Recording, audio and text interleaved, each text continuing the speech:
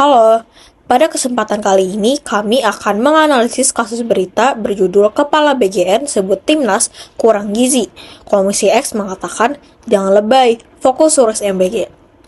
Pada tahap awal ini, kami mengidentifikasi dan mengategorikan klaim dalam kasus ini. Untuk klaim faktual adalah Kepala BGN menyatakan Timnas mengalami kekurangan gizi. Untuk klaim opini, Komisi X menyebut pernyataan tersebut lebay. Untuk klaim kebijakan, Komisi X meminta fokus pada program MBG. Untuk klaim implisit, terdapat konflik perspektif antara lembaga eksekutif dan legislatif. Kemampuan berpikir kritis yang digunakan di sini oleh kami adalah untuk mengidentifikasi dan mengategorikan informasi berdasarkan jenis-jenis klaim. Kami melakukan analisis kritis dengan 3 tahap. Pertama dengan identifikasi. Sumber berasal dari pejabat publik, tidak terdapat data ilmiah atau statistik pendukung.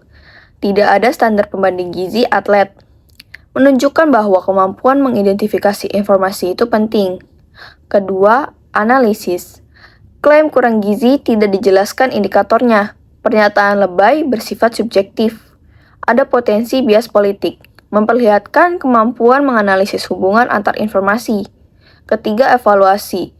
Kredibilitas sumber tinggi tetapi bukti lemah. Klaim belum dapat diverifikasi secara objektif.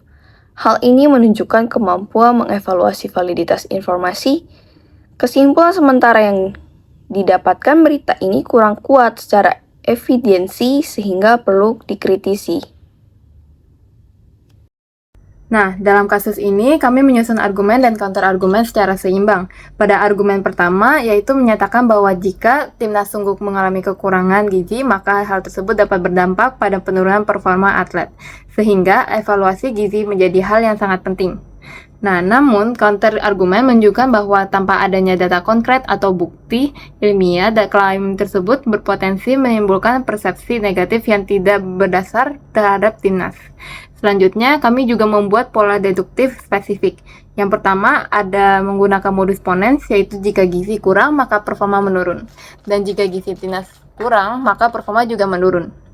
Nah, kedua, pada modus tollens, yaitu jika gizi kurang, maka performa menurun, tetapi jika performa tidak menurun, maka gizi tidak kurang atau tetap seimbang. Nah, di sini yang lalu ada ketiga, pola hipotesis itu kalau gizinya kurang, maka performa menurun. Dan jika performa menurun, maka prestasi turun. Nah, sehingga jika gizi kurang, maka prestasi pun juga menurun. Keempat, ada pola disjungtif, yaitu Timnas mengalami kekurangan gizi atau tidak, dan jika tidak terbukti kekurangan gizi, maka kesimpulannya Timnas tidak mengalami kekurangan gizi. Yang kelima, ada pola dilema, yaitu jika pernyataan benar, maka perlu dievaluasi gizi, dan jika pernyataannya itu salah, maka perlu klarifikasi publik. Nah, sehingga keduanya tetap memerlukan tindakan. Selain itu, kami juga membuat contoh argumen induktif, yaitu beberapa atlet yang mengalami kekurangan nutrisi menunjukkan penurunan performa, sehingga dapat disimpulkan bahwa kemungkinan kondisi ini serupa juga dapat mempengaruhi Timnas. Nah, melalui bagian ini, kami menunjukkan kemampuan berpikir tingkat tinggi dalam membuat, menganalisis, dan juga menyusun argumen secara logis dan sistematis. Kasus ini menunjukkan kemampuan menganalisis kesalahan logika. Dalam kasus ini terdapat beberapa kesesatan dalam berpikir informal. Yang pertama, ad hominem, yaitu kata lebay yang menyerang tanpa membahas isi. Kedua, hasty generalization, yang menyimpulkan tanpa data cukup. Ketiga, appeal to authority, yaitu hanya mengandalkan jabatan. Keempat, false dilemma, merupakan seolah hanya ada 2 pilihan, yaitu membahas gizi atau fokus MBG.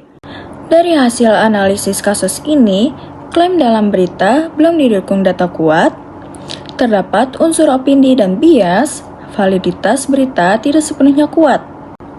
Kemampuan berpikir tingkat tinggi yang kami gunakan meliputi mengidentifikasi informasi penting, mengategorikan jenis klaim, menganalisis hubungan logis, mengevaluasi validitas informasi, membuat argumen dan pola logika.